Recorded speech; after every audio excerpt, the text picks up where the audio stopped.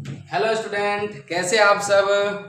आज की क्लास में अपने सब देखने वाले हैं टाइप्स ऑफ रेस्पिरेशन के बारे में, यानी रेस्पिरेशन कितने प्रकार के होते हैं।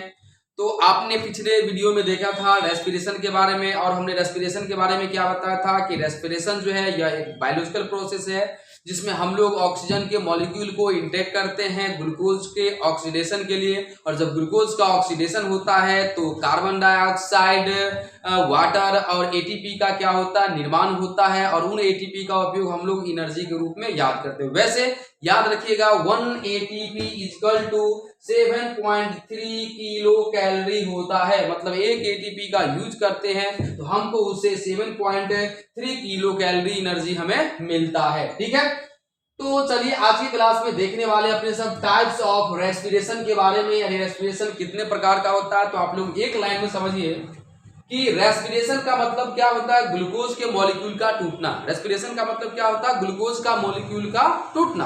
अब ग्लूकोज का मॉलिक्यूल टूटेगा, वो ऑक्सीजन के उपस्थिति में भी टूट सकता है, ऑक्सीजन के अनुपस्थिति में भी टूट सकता है। हमने क्या बताया, रेस्पिरेशन का मतलब क्या है। रेस्पिरेशन का मतलब होता है ग्लूकोज के मॉलिक्यूल का टूटना। Breakdown of glucose is called respiration कह सकते हैं आप एक लाइन में जो है, यानी कि ग्लूकोज का मॉलिक्यूल जो टूटेगा उसी को हम लोग क्या कहते हैं, रेस्पिरेशन कहते हैं, श्वसन कहते हैं। अब ग्लूकोज का मॉलिक्यूल टूटेगा, वो ऑक्सीजन के उपस्थिति में भी टूट सकता है और ऑक्सीजन के अनुपस्थिति में। तो एक लाइन में जब ग्लूकोज का मॉलिक्यूल ऑक्सीजन की उपस्थिति में टूटेगा तो उसे हम लोग बोलेंगे एरोबिक रेस्पिरेशन। क्या बोलेंगे, एरोबिक रेस्पिरेशन। और जब वही ग्लूकोज का मॉलिक्यूल ऑक्सीजन के अनुपस्थिति में, यानी कि ऑक्सीजन के एब्सेंस में जब ग्लूकोज के मॉलिक्यूल का ब्रेकडाउन होता है तो उसे क्या कहा जाता है, एनएरोबिक रेस्पिरेशन। समझे कि नहीं समझे, समझे कि नहीं समझे, समझे कि नहीं समझे। हमने क्या बताया, रेस्पिरेशन का मतलब क्या होता है, ग्लूकोज के मॉलिक्यूल का टूटना एक लाइन में, यानी कि ग्लूकोज का मॉलिक्यूल का जब ब्रेकडाउन ऑक्सीजन के प्रेजेंस में होगा उसे क्या कहेंगे, एरोबिक रेस्पिरेशन। और जब ग्लूकोज के मॉलिक्यूल का जो है ब्रेकडाउन जब ऑक्सीजन के एब्सेंट में होगा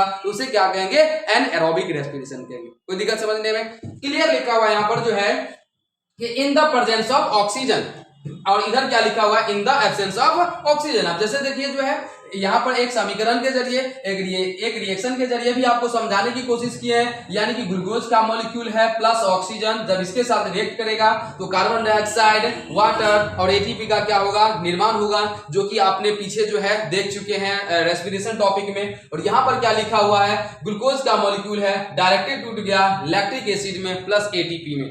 अब दोनों में क्या होता है, एटीपी का निर्माण होता है, बट सबसे ज्यादा एटीपी का निर्माण किसमें होता है, एरोबिक रेस्पिरेशन में। कहता है यहां पर जो है मॉलिक्यूल ऑफ एटीपी 38। ये एक लाइन में समझिए कि एरोबिक रेस्पिरेशन में क्या होता है, एक मॉलिक्यूल जब ग्लूकोज का टूटेगा तो आपको 38 रुपया मिलेगा। कितना मिलेगा, 38 रुपया मिलेगा। वही एनारोबिक रेस्पिरेशन में क्या होगा, एक ग्लूकोज का मॉलिक्यूल टूटेगा तो 2 ही रुपया मिलेगा। बस इतना समझिए जो है, सिंपल फंडा। ओके, वैसे हम बता चुके हैं कि अगर एक एटीपी का जो आप इस्तेमाल करते हैं तो कितना एनर्जी आपको मिलता है, 7.3 किलो कैलोरी एनर्जी का क्या होता है, आपके शरीर में निर्माण होता है। ओके, आगे देखिए क्या लिखा हुआ है, यह जो है एक कंप्लीट कंबशन है, यानी कि पूर्ण दहन प्रक्रिया है, क्योंकि इसमें ग्लूकोज का मॉलिक्यूल पूर्ण रूप से टूट जाता है। बट इसमें एनारोबिक रेस्पिरेशन में क्या होता है, ग्लूकोज का मॉलिक्यूल पूर्ण रूप से नहीं टूट पाता है, इसीलिए लिखा हुआ है इनकम्प्लीट कंबशन। ठीक है,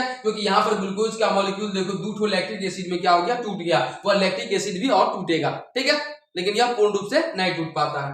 आगे जो है यहाँ यह जो एरोबिक रेस्पिरेशन है यह सेल में कहां पर होता है, तो यह सेल के माइटोकॉन्ड्रिया में भी होता है और साइटोप्लाज्म में भी, दोनों जगह यह प्रोसेस जो है होता है, तब एक रेस्पिरेशन का प्रोसेस कंप्लीट होता है।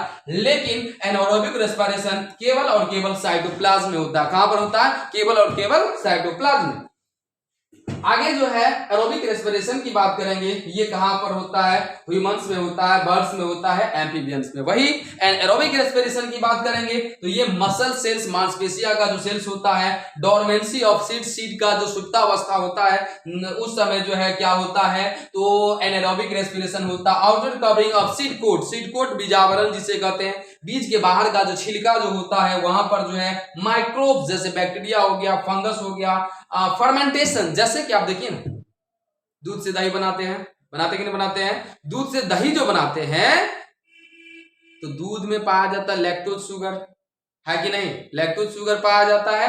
और जब हम लोग दूध से दही बनाते हैं तो वही लैक्टोज शुगर किस में बदल जाता है, लैक्टिक एसिड में। जब ये एसिड बदलेगा तो उसका नेचर कैसा हो जाएगा, खट्टा हो जाएगा, है कि नहीं। कोई दिक्कत समझने में। तो ये था आपका जो है टाइप्स ऑफ रेस्पिरेशन। इसी तरह से आगे अपने सब एक छोटा सा है, इससे आगे अपने सब समझने की कोशिश करेंगे। देखिए क्या लिखा है, human respiratory system. Human respiratory system में केवल ये आउट डायग्राम है, जैसे कि यह नोज हो गया, ये क्या है, नोज है। और नोज पर यहाँ पर क्या रहता है, छिद्र रहता है, जिससे हम लोग हवा को फेफड़ा में भरते हैं, जिसे क्या कहते हैं, नॉस्ट्रिल। क्या कहते हैं, नॉस्ट्रिल कहते हैं। ये माउथ हो गया, माउथ के पीछे खाली जगह जिसमें जीभ रहता है, दांत रहता है, उसे बकल कैविटी कहते हैं। इससे पीछे का जो भाग जो है इसे हम लोग क्या कहते हैं, फेरिंक्स कहते हैं। क्या कहते हैं, फेरिंक्स। नाक के पीछे का जो भाग है उसे क्या कहा जाता है, तो नेसल कैविटी कहा जाता है। इस फेरिंक्स के ऊपर का जो भाग जो होता है आप लिख सकते हैं इसे जो है नेसोफेरिंक्स। क्या लिख सकते हैं, नेसोफेरिंक्स लिख सकते हैं। आगे देखेंगे तो आगे जो है यहाँ पर जो है आगे जो है एक होता है फूड पाइप, एक होता है विंड पाइप। यहाँ पर थोड़ा हम सुधारने की कोशिश करेंगे। डायग्राम में जो है फूड पाइप, विंड पाइप, लैरिंग्स को सुधारने की कोशिश करेंगे। यहाँ पर जो है हम थोड़ा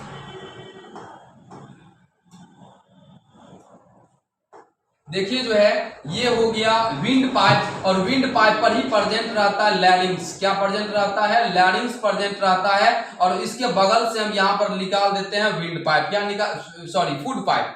फूड पाइप जिसका नाम ओसोफेगस भी है। विंड पाइप पर ही लैरिंग्स प्रेजेंट रहता है। लैरिंग्स को ही साउंड बॉक्स कहा जाता है, एडम्स एप्पल कहा जाता है। कोई दिक्कत समझने में।